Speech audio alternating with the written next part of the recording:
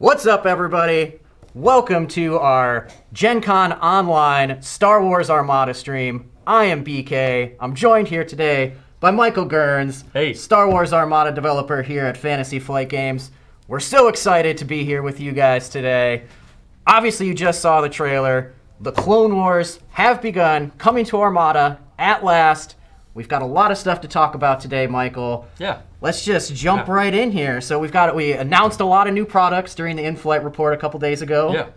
Yeah. We've got the Galactic Republic coming to the game. We've got the Separatist Alliance coming to the game. We've got a few products related to both of those things. And we got a couple other things. There's some minor kind of rules tweaks that we're going to talk about today in the stream. Let's jump right in. Let's start talking about the Galactic Republic, shall we? Sounds good. All right. So one of the kind of big announcements, obviously, is you're going to have two different ways to jump into these factions. Unlike the original Star Wars Armada core set, where you had Imperial ships and Rebel ships, you're going to have a Republic fleet starter and a Separatist fleet starter. And in the Republic fleet starter, you're going to get 3 ships. You're going to get a Acclimator class assault ship, 2 Consular class cruisers. You're going to get 4 squadrons of V-19 Torrents, and all the other components that you need to get started. So you're going to have dice in there. You're going to have the maneuver templates. You're going to have objective cards, things like that. So let's just start off. Why were the Acclimator class assault ship and the Consular class cruisers? Why were those the ships to introduce the Republic to Armada? Well, like a lot of things, several reasons. So I think the number one is the Acclimator and the Consular are, if you watch the series, if you watch the movies, but especially the series, they're the building blocks of the Republic fleets. They're flying around the edges, escorting the bigger ships. The Acclimator is definitely like the mainstay ship at the Battle of Geonosis and some of the later battles that you see in the Clone Wars animated series. And so, and they're also just like, the paint schemes that you see, especially, are just really pretty. Yes. They look really awesome. So, for those reasons, also because, especially if you look at the way that we debuted the core set, the original core set, with like the size of ships, and trying to have some like light ships, something medium sized, that gives us something to start out with, where we can give players more content, more options, more units. And also, it leaves us plenty of room to build up to other things. Absolutely, sure. And I should say, if we are going to be covering quite a bit today, everything that was announced the other day.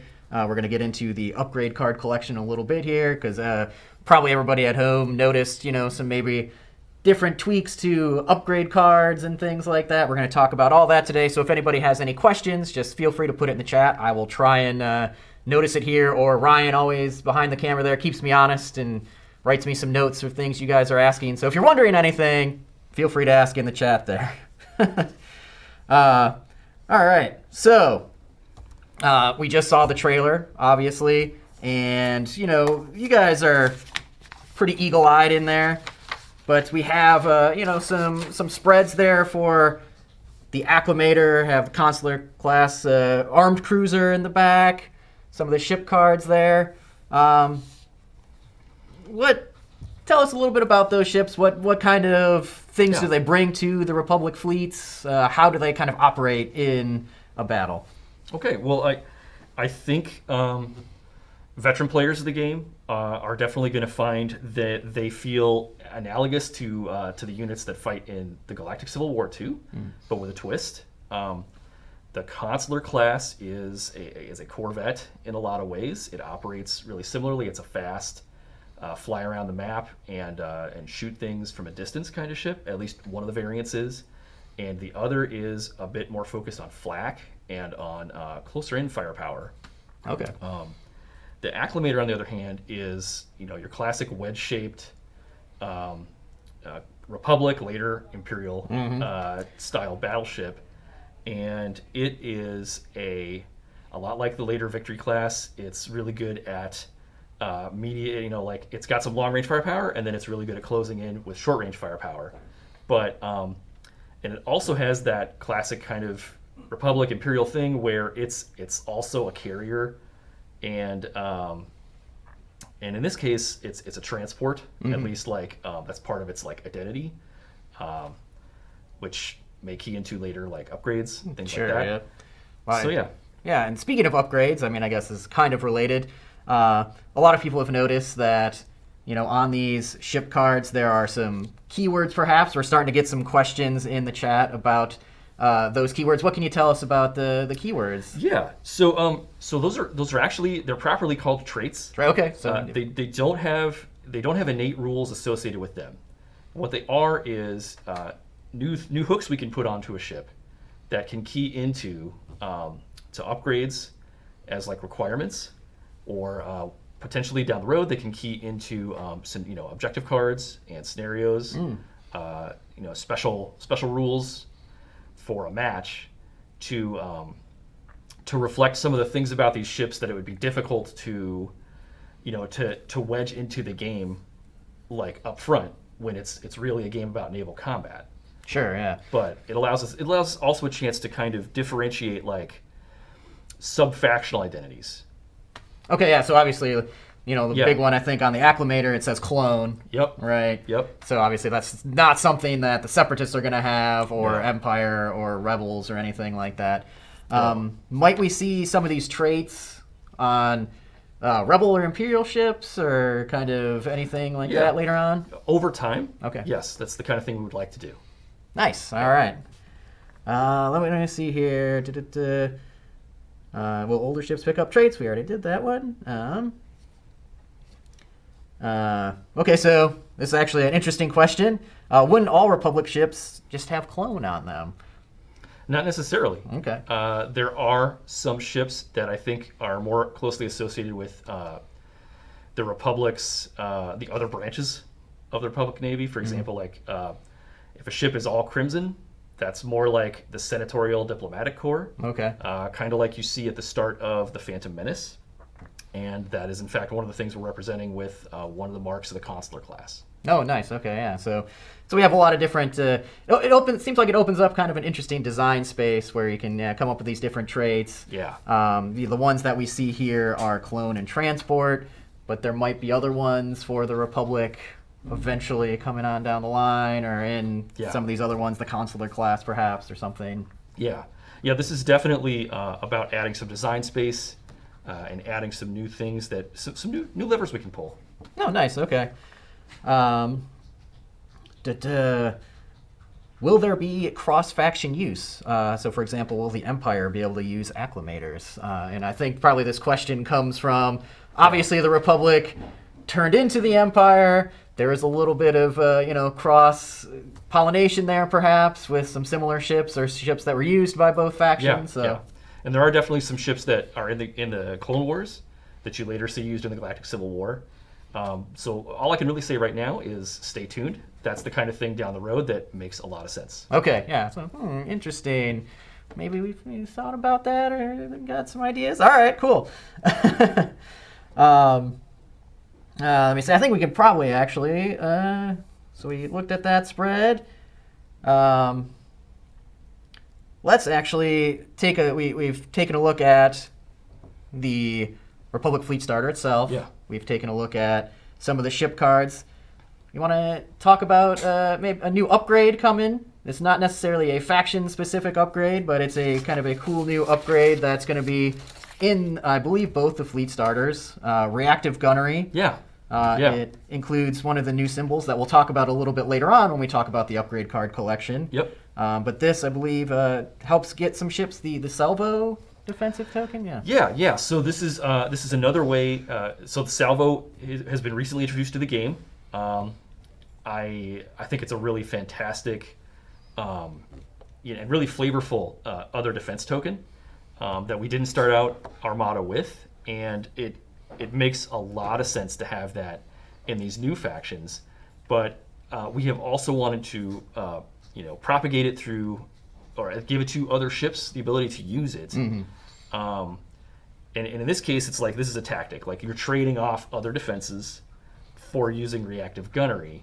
And this is a defensive retrofit, so it's giving you, this is a level up capability for your ship. Yes. You- Yeah. You're able to you can make a decision whether you're going to counterfire or you're going to use that defense token's innate ability.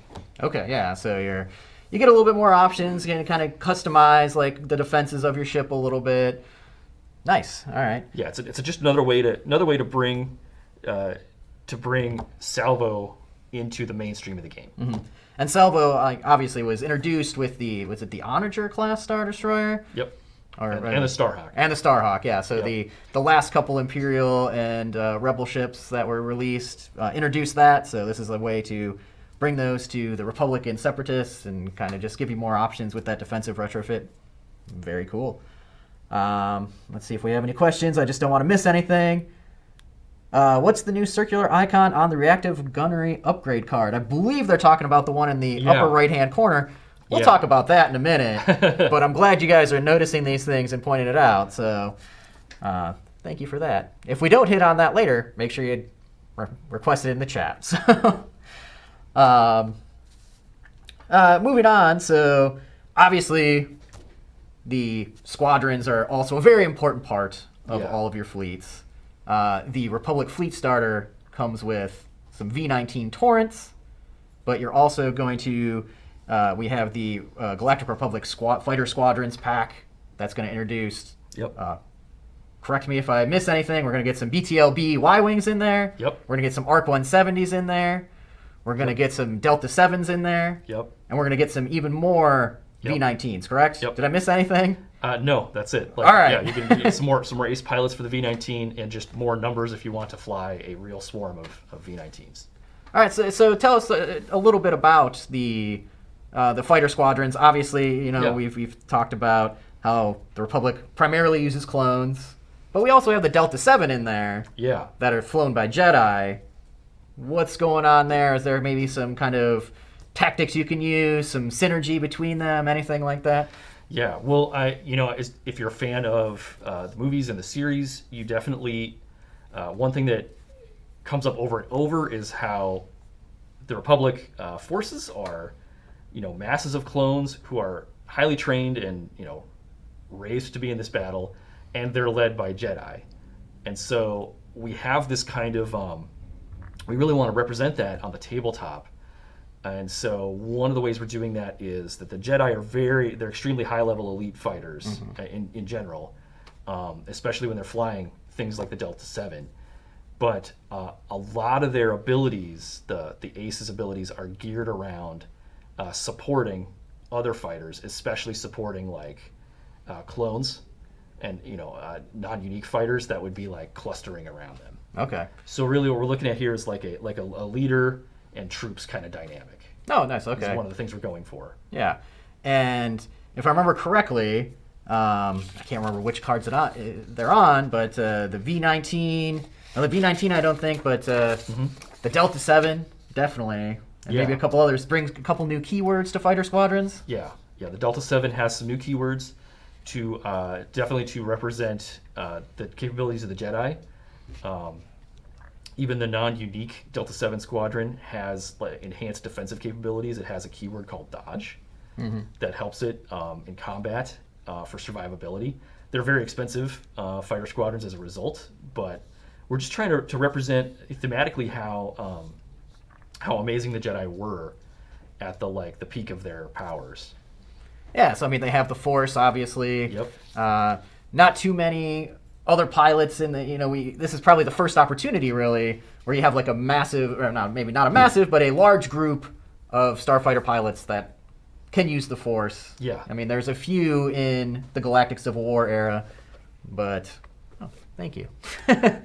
But now you have the whole Jedi who entire squadrons of Force using pilots now. Yeah, and we represent that too. The Jedi squadrons they get a keyword called Adept. That's meant to evoke their ability to tap into the Force to just be better combat pilots, better on the attack. Very cool. Okay. Yeah, and if I remember correctly, looking in the Galactic Republic Fighter Squadrons expansion, there are a lot of different Jedi represented, correct? Yeah, that's definitely been a goal, is to just to get a lot of the signature Jedi out right away, so that it feels like the Republic from the bat. At least the Republic you see on screen. Yes. Yeah, and I believe like most of those are in the Delta 7. There may be the BTLB Y-Wing pilot. Yep. Okay, yep. Awesome. There's definitely a Jedi flying a BTLB Y-Wing. Yep. Excellent. I think we have some questions in the chat. I'm sorry, everybody. Okay, yeah, this is an interesting question that I don't actually know the answer to. Maybe you do, Michael. Will the ships in the starters ever be sold as individual expansions? That's the kind of thing that we're looking at doing down Okay. the road. Initially, we're just pushing out the starters and fleet and squadron packs. Sure. Okay. Yep. Yeah, I had no idea. And then will we get the new keywords, I assume the squadron keywords, in any of the Galactic Civil War factions? I think a lot of these new keywords are really going to be specific to the Clone Wars factions. Okay. Because they're so different. There's more. It's certainly possible we could use some of those keywords on other units later, but I think we're just trying to get the sense that this is a different era, and that these forces feel significantly different than the other forces that are fighting, later between the Rebels and the Empire. Sure. Really, as a way, it seems like to kind of give the factions some kind of thematic flavor to them, Yeah. and here's how these the Republic and Separatists are unique from the Yeah. Rebels and the Imperials. Definitely, that's a priority. Okay. Yeah, that's really cool.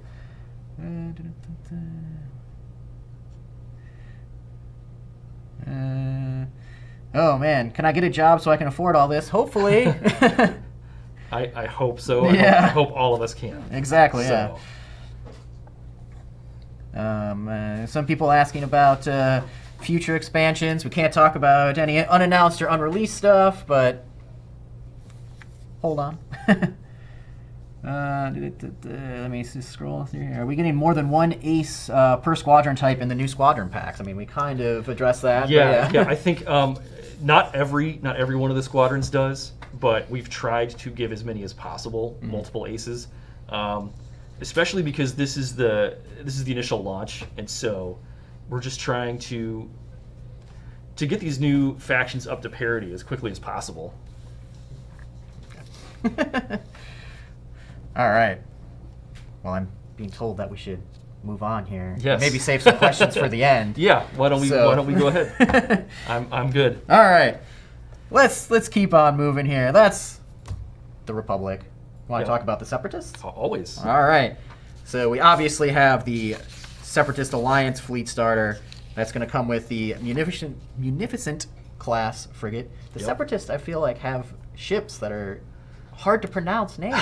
They're definitely very multisyllabic, and they're very fancy and rarefied to look at. Yes. I actually really like the Munificent for that reason. It reminds me of like a scarab. Yeah, it does look very cool. It's very beetle-like. Yep, the sculpts are very cool, very nice looking. The paint jobs are great. Yeah. For sure. Yep, you're going to get the see, I can't even say it. Munificent class frigate. Yep. 2 hard cell transports, Yep. 4 squadrons of Vulture droid fighters. Yep. What distinguishes the Separatists from other factions? Well, we are definitely trying to make them feel much like they do on screen. They're, battle droids crew these ships, and we are definitely putting upgrades in there and giving these ships upgrade slots to try to represent that. In general, I think the Separatist ships, when you watch them on screen, they fight in unusual ways, especially the Munificent class, because it's really lining up and firing forward. But it also has all these underside swivel guns that can pivot. Okay. Yep. And so we really worked to represent that in how the ship is designed, so that it's really good straight on, but it can also adapt to opponents at its side. But it's not particularly fast. Okay. It's moderately maneuverable, but it's not particularly it doesn't have as much hull. Because I think in general, Separatist ships, if you look at the Munificent, it's not as massive. It's not as centrally armored as your average Republic ship. Yeah, I mean, it seems like kind of Separatists in general are more built on things are maybe a little bit more expendable. Obviously, they use a lot of droids. Yes. They're going to throw the numbers at you instead of kind of the heavily armored defensive ships then. Yeah.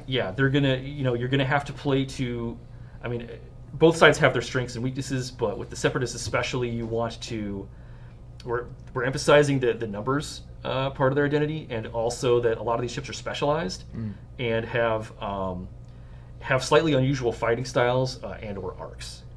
Yeah, and I'm glad you brought up arcs, because a few people in chat are also like kind of noticing that the Munificent has this really kind of interesting set of arcs compared to a lot of ships. I mean, we kind of already talked about it, but tell us a little bit more about that. Yeah, that's definitely intentional, because again, if you watch the series and the films, you see that it's got a centrally mounted like battery of heavy guns that's just front firing.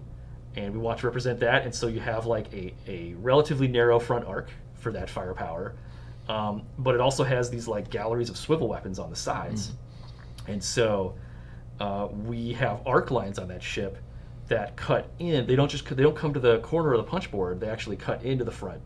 So with like just steering a little bit, you can put 2 arcs on target a little bit easier. But because of the ship's geometry, it can also be deceptively difficult to get both of those lined up, because if you overcorrect, you can have miss. One. Yeah. But that's where the side arcs can really help be a little forgiving for it. So it takes a bit of finesse to keep the ship on target, and I think that's one of the things I think comes out when you watch the series, that it's they line up in these battle lines and they fire forward, but the Jedi have to find ways to break through that line. Nice, yeah. That's really cool. I feel like just those small little, even like the arcs on a ship kind of gives it a little bit more flavor, separates it distinguishes it as a faction. So yeah, that's always been a part of the game that we want to explore, and I think a lot of these new ships give us the opportunity to do things like this that we haven't done before. Very cool, very cool. So a lot of ships in Armada have dual roles reflected in their ship cards. The Separatists are no exception. You're going to get a couple different options, I believe, for the Munificent class and the Hard Cell. Tell us a little bit about the different options for both of those ships. Yeah, so starting with the Munificent, you have the Comms Frigate, which is that is a lot more geared to commanding fighters, and it also has like a few different upgrades to make it better. Like you can equip it to be a better carrier, and or like light command ship, I guess I would say. The Munificent Star Frigate is kind of the more battle focused version. It's got a defensive retrofit, and it trades off its ability to command as many fighters, but it's got better anti-squadron firepower. Okay. With the Hard Cell transport, what we're doing there is the literal Hard Cell class transport is really a support ship. It can fight a little, but it has a role much more similar to the Gazatis or transports for the Rebel Alliance and Empire, but it's a bigger ship, and it's one ship. So your fleet support option there makes it feel different than those older factions. It's concentrating a lot of that ability in this like bigger, more massive ship that can contribute a little more to the battle, but also has some weaknesses. Sure. And the Hard Cell battle refit, that doesn't have that fleet support slot. It's really more of just a light ship, at least as far as within Separatist terms. Sure. They don't tend to have a lot of small ships. But yeah, and so it's going to fight similar to a Nebulon B, I think, in many ways. Okay. Yeah, and actually I saw a question in the chat a little bit ago about if we're going to see any new commanders. Actually, stay tuned. We have the stream right now. Immediately after the stream, we're going to have some announcement articles for all of these Armada expansions. You're going to see a couple new upgrades in there, and I believe, if I remember correctly, at least one. I think one. I don't want to promise more than one. At least one new commander in there. So, yeah, we have even more stuff after this show. I thought I saw.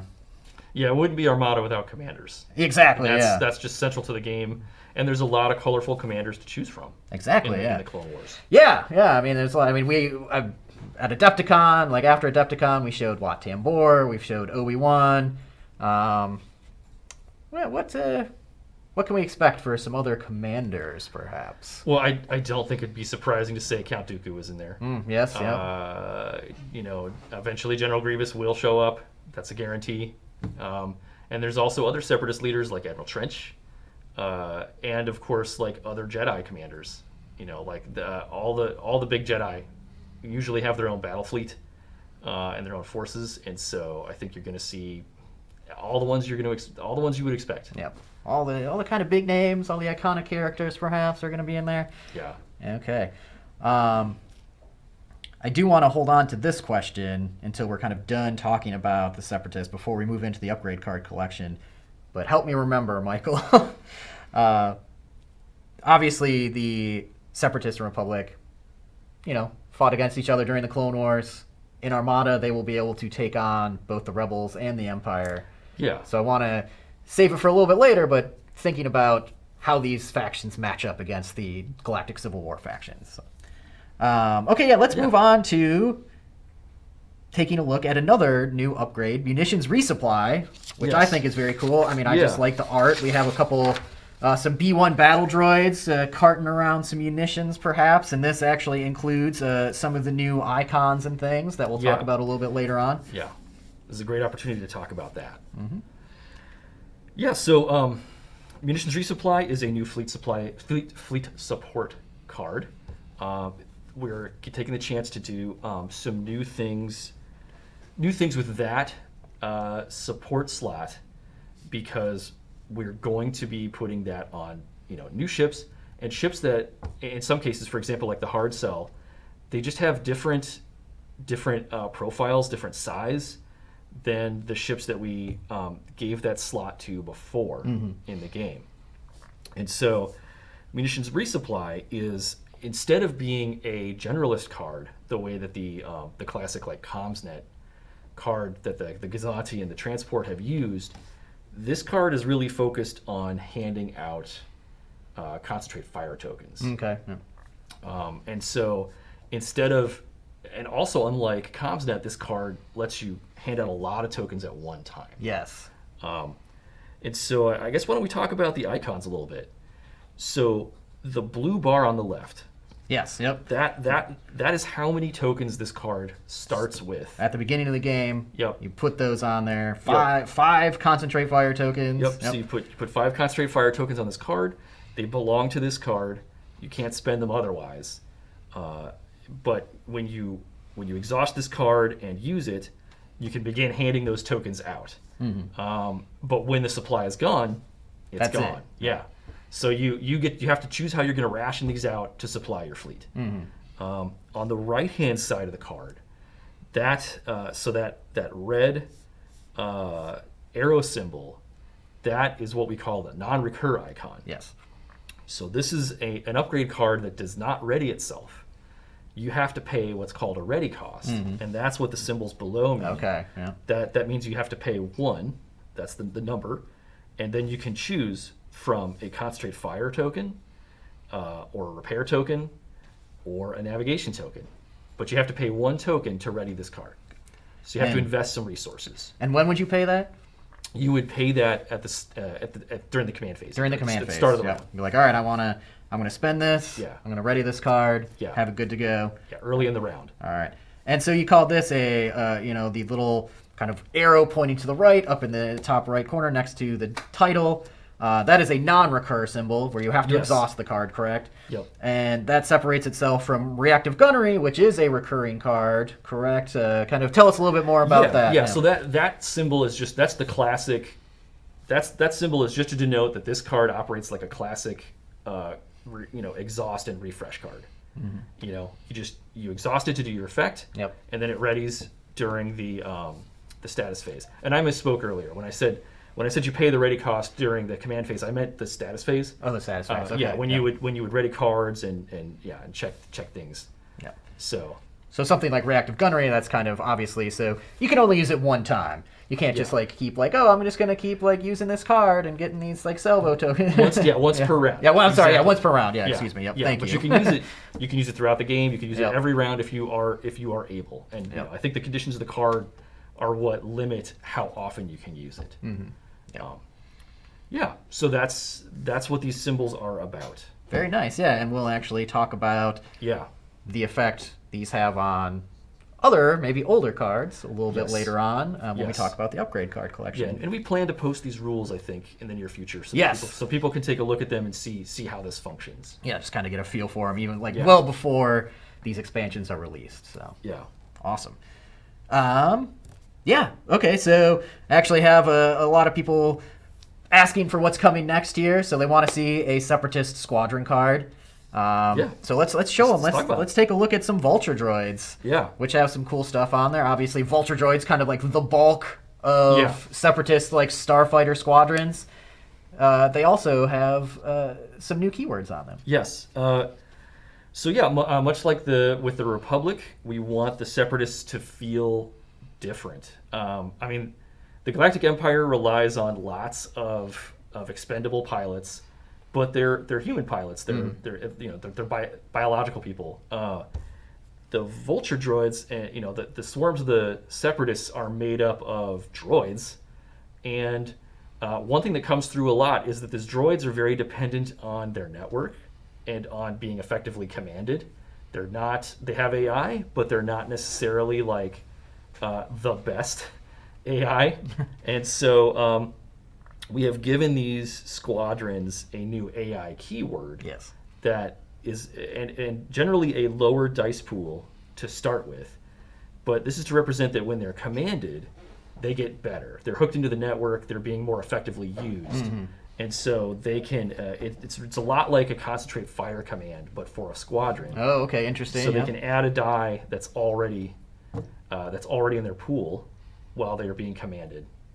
With a squadron command. Very cool. And if I remember correctly, so Vulture droids have their own kind of AI and different types. So you're going to get in the Separatist Fighter Squadron pack. Again, help me out here if I miss anything. You're going to get more Vultures. You're going to get Hyena class droid bombers. You're going to get droid tri-fighters, not droid TIE fighters. That'd be weird. Droid tri-fighters. And you're going to get the Belbalab 22 starfighters. All correct. And so, obviously, one of those things, not like the others, the Belbalab has traditional kind of organic pilots. Let's talk about the other types of droid. They also have their own unique AI, correct? Yeah. So the Hyena bomber is the one that stands apart the most with its AI because instead of having AI anti-squadron, it has AI battery, which means it can add dice to its battery pool, its anti-ship pool. And so, you can double its firepower effectively while it's being well commanded. Very nice. Okay, yeah. And so, now tell me. Obviously, we said the Belbalab a little bit different. What sorts of things? How would the Belbalab pilots interact? You kind of already hinted at it by saying, Separatists really kind of thrive on. We're just going to send in waves of these expendable droids. Obviously, the Belbalab, these pilots, they probably want to stay alive a little bit. Maybe do they interact with droids a little bit? Yes, they do. The Belbalab is really good at anti-fighter combat. It's also, it's got some similarities in gameplay to the way that shuttles have operated before. It has the relay keyword. Oh, okay. So it's a bit of a command fighter. Nice. It likes to be mixed in with the droid fighters, so that it can help push them along and relay commands from the ships. But it also has a keyword that lets it take full advantage of the swarms of droid, expendable fighters around it, and that is called screen, and that gives the Belbalab extra levels of defense for having Vulture droids hyenas, etc. around it. Okay, that's really cool. Yeah, so Yeah. the Belbel Lab maybe goes in with some droids and Yeah. commands the droids like, oh, kind of like screen us. We got like other squadrons coming in here, or Exactly. we're taking some fire. Yeah. You guys can take the heat for us a little bit. Yep, it wants to be mixed in so that they can take some of the hits and it can deal out some more damage, and it can also help like make that whole pack like operate more effectively. Nice. Okay, yeah, that's very cool. Just making sure I didn't miss any questions here. I think I'm good. All right. So that is the Separatists, kind of a little overview of the Separatists. We've hinted at it probably long enough. Let's talk about the upgrade card collection. Yeah. So in addition to the Separatists and the Republic entering the game, we also have the upgrade card collection, which it serves a couple functions. First off, it ensures new players, if they want to pick up the game with either the Republic or the Separatists, Yeah. you're going to have it's 290, pretty much every, I believe, Yeah. previously released upgrade card in there. So you're going to have every upgrade card. You don't have to go back and get old expansions or anything like that. Right. But the other kind of cool thing is, we already showed you with munitions resupply, we've got some new iconography, kind of doing some small tweaks to the rules. Yeah. All the cards in there are going to reflect these rule changes, correct? Yep. All the cards in the collection are going to capture all of the current errata and adjustments. Mm-hmm. And yeah, and there are also a certain amount of new errata or even points changes Sure. Yeah. for some cards. Yeah, and actually, real quick, we are going to show you guys some of those cards and kind of go over them right now. But there was one question. Oh, are there any duplicates in the upgrade card pack? Yes, there are. Yes. Yep. Several, and that's another plan we have before, obviously, this is released. We're going to get a full list of here's every card in here and how many you get. Yeah. I know we're going to talk about XI7 turbo lasers a little bit later on. I know there's multiple. I think there's 2 copies of that in there. Yes. But there's multiple copies of several upgrade cards in there. We've definitely it was really important to me to build in extras, especially for popular or staple upgrade cards. Mm-hmm. Yeah, so it's hey, we might be using this on more than one ship, perhaps. Yeah. Here you go. Yeah. Yeah, so the upgrade card collection, really, it allows somebody who's new to the game to get the full library. Also, because we're making the card sizes throughout the game consistent, it gives veteran players a chance to buy all their existing cards with new errata and any changes, and all at the new size. Yeah, these are all LCG size now, correct? Yeah, if they choose to. Mm-hmm. Yeah, very nice.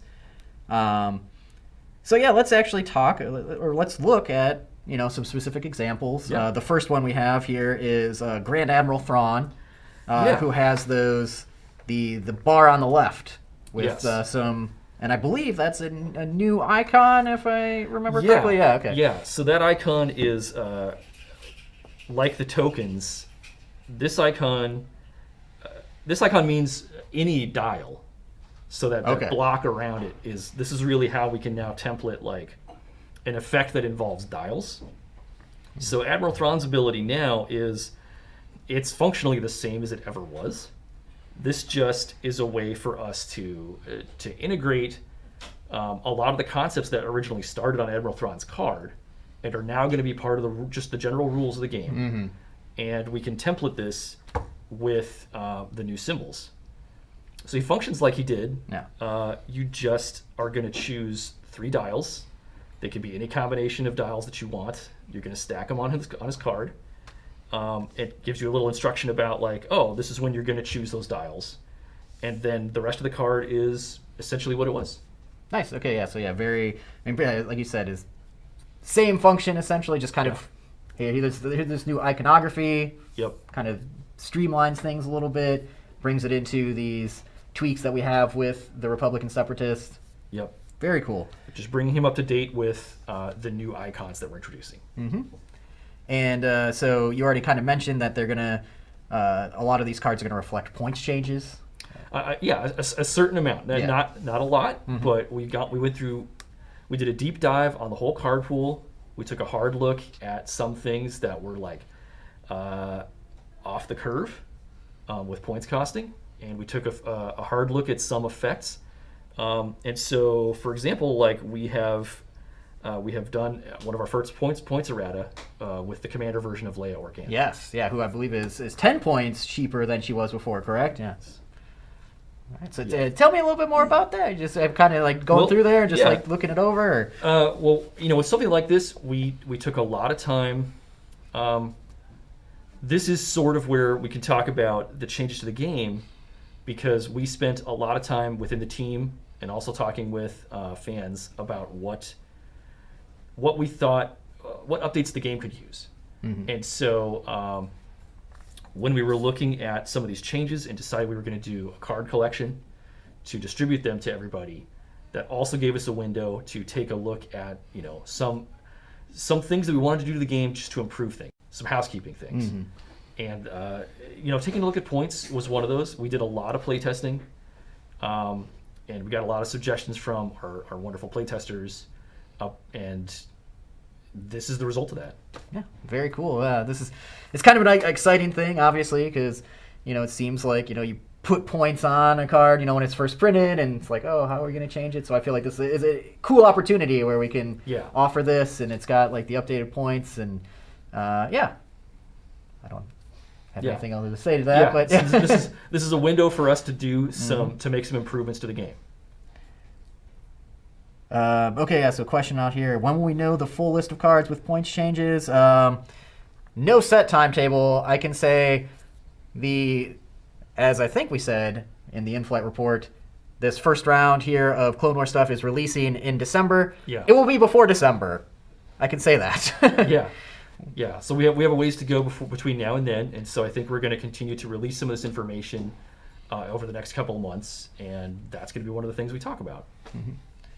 And I think this was a question here. I'm just going to ask it, even if it wasn't, just to clarify and everything. The upgrade card collection is just upgrade cards, right? There's not like ship cards or anything like that in there. No, strictly upgrade cards. Okay, awesome. All right, let's move on from Leia. So we have a couple other updates. So you want to talk about turbo lasers? Let's talk about some turbo laser reroute circuits first here. So this actually has that recur icon that we talked about earlier with reactive gunnery, right? Yeah. So the changes to turbo laser reroute circuits, there's really just two. The text has been changed to take it in line with the errata that's been out for a long time. So this is the most up-to-date version of the card. Mm-hmm. It's also gotten the new icon for recurring. Just to show you that, you exhaust this, and then it's going to ready at its appropriate time. Awesome, yeah.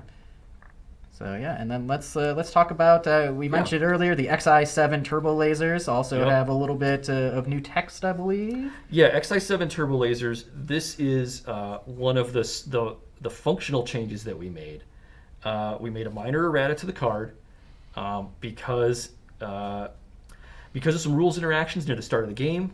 We had to make a ruling about the fact that its cannot was an absolute, and that had ramifications for other defense cards, especially advanced projectors. Okay. And so what we've done is to change the text just a little bit so that it still preserves the original spirit of the card, but it is less of a hard counter to a card like advanced projectors.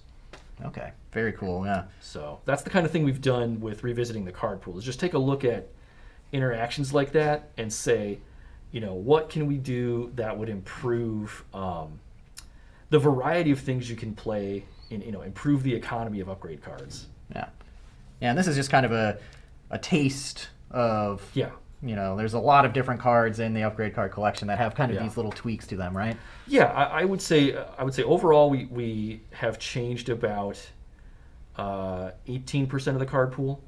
Okay. So it's not like you're still going to be your Armada, but you're going to find a few cards have been tweaked, hopefully for quality of life. Yeah. And so, are there any changes that we didn't kind of cover in there? So we have new icons. So we have the recur icon. Yep. We have the non-recur where you have to spend a token to actually ready it again. Yep. We have the kind of blue bar off on the left, right? Yep. where you put something on there at the beginning of the game. Are there any kind of other changes? I can't think of anything, but you would know more than I would. I think that covers really the biggest things that are happening. Okay, very nice. Let's see here before I move on. Will we ever get new experimental retrofit upgrade cards? I'm having a lot of trouble speaking this morning. I don't know why. The only answer I can really give is when there's an appropriate ship or product for that to come out in, yes, absolutely. Nice. Okay. And, just as we've been talking, I realized that I was like, before we talk about the upgrades, I want to talk about how the Separatists and Republic play against the older factions. Then I totally forgot. I feel like now is a good time to go back and revisit that faction. Yeah. So we've got Clone Wars era factions. How do they play against Galactic Civil War era factions? Well, I think it's funny, the Galactic Empire and the Galactic Republic are going to be like funhouse mirror versions of each other. Okay. In some ways. Their ships are going to feel similar, at least their mainstay ships. But their escort ships aren't going to feel very Imperial. Mm-hmm. For example, the Consular Cruiser is much more like a CR-90 Corvette than a Raider class. And so it's, at the edges, their small ships are just going to feel different. But they're like, their main tactics, they're going to be similar. Their starfighters are also going to feel more like the Rebels. Mm-hmm. But hopefully, like we're pushing that even beyond the Rebels with like the levels of excellence that the Jedi, like high level Jedi, have. And so you're going to have, I think, a different fighter experience. So it kind of feels like a hybrid of factions. Okay. The Galactic Republic. And so I think when they square off, it's gonna be like, well, our Star Destroyers are going to engage. They're going to feel similar, but then all these like tactics around the margins are going to be different. Okay. Yeah, so it seems like there's some interesting like relationships between factions, like you were saying, between obviously the Republic became the Empire. Yeah, there's going to be some interesting stuff there. Yeah, and likewise, I think the Rebels and the Separatists are going to have a little bit of strange kinship too, because their ships will fight similarly in a lot of ways. They're capital ships, but their fighters are going to feel radically different. Sure, because the Separatists are not about they're about mass and swarms. They're not about teamwork the way that the Rebels are. Rebel fighters tend to be chunky, tend to be like more resilient, have more like individual firepower. Okay, yeah, interesting. And so one of the big questions that I'm seeing in here is how many points are the new starters? Obviously, you're going to have 3 ships per faction in the starter. You're going to have some fighter squadrons. Obviously, I can't remember if it's 20 or 30 new upgrade cards in there for them. How many points are people looking at and working with these starters? I think you could fairly easily make 200 points. Okay. And I think we have, like we showed in the Rebellion of the Rim campaign, we have more opportunities, I think, for 200-point play for that kind of format. And so starting out, I think that's going to be the easiest thing for people who just bought a fleet starter to play. Mm-hmm. Over time, when you have like another fleet starter or you buy additional expansions, then you can move up to the full 400-point game. Yeah. Okay. So you're gonna get about 200 points. You kind of just start playing, get a feel for the ships in there. Yep. Have a short game, in that 200-point format, and then escalate over time. I think, but yeah, like there's enough ships and enough upgrades, and with the fighter squadrons included, you're gonna get there. Okay. Yeah, and so one of the things that was announced that we really haven't talked about is the dials pack, where you get more command dials, you get some more speed dials, you also get a handful of tokens in there. Yes. Tell us a little bit more about the dials pack and what you're going to get in there. So this is a logistical pack. It's there's not a lot of new content in there for like cards or units, but one of the things we decided. Looking back on the last 5 years, is that we were bombarding people with dials so much in every product, and it was probably just going to be better for everybody if we divorced the dials from every ship expansion, but gave you more dials up front when you enter the game, and also gave you a way to buy additional dials. Because in practice, I think most people need a fluctuating amount of dials between 10 and maybe 20 at the most. Yeah. And so, if you have a starter set and a dial pack or two, you should be set for a long, long time. Okay, yeah, so this is a way to, I'm going to expand my fleet. Yep. I'm just going to get a dial pack. Yep. So I have all the dials I need. I'm not constantly getting a flood of dials that are just kind of sitting around. Yeah, exactly. And then you could add your ships, and then this gives us the chance to focus on the content that goes in the ship. Okay, yeah. And so we obviously, in our product spreads, we have shown a lot of the tokens and things. Again, these guys don't miss anything in here. They have noticed some past tokens included. I can't remember if that's with the upgrade card collection or with the dials pack. Do you remember which one that is? That is in the dials pack. It's in the dials pack. Yes. What's the deal with the pass tokens in the dials pack? Well, I think that is part of that's part of the different tweaks that we have made to the rules. I don't want to get too deep into it, but we've taken a look at how at some of the problems that the game has had before with activation disparities, and so we are building in some ways around that to kind of level the playing field between fleets that show up that don't have as many activations and want to stall a little bit so that there's just a little more parity between different styles of fleet build. Sure. And in addition to the pass tokens, both the dials pack and the upgrade card collection come with some tokens.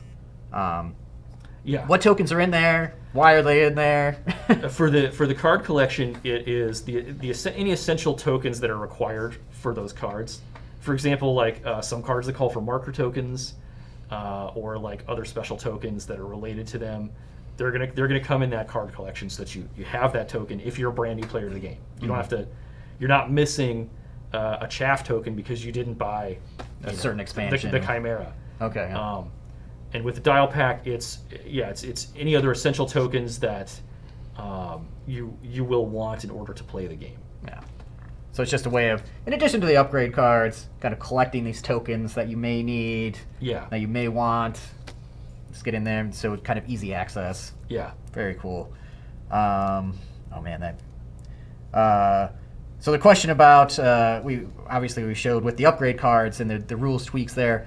Are there any other kinds of rule tweaks that are kind of getting introduced with the Clone Wars factions? Well, I think the answer is yes. I know the answer is yes, but I think what we want to do is we're not going to get super deep on that today, but we've made some modest tweaks to the rules.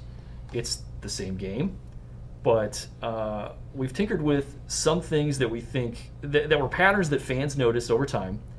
And we got together and talked amongst ourselves and talked with our playtesters.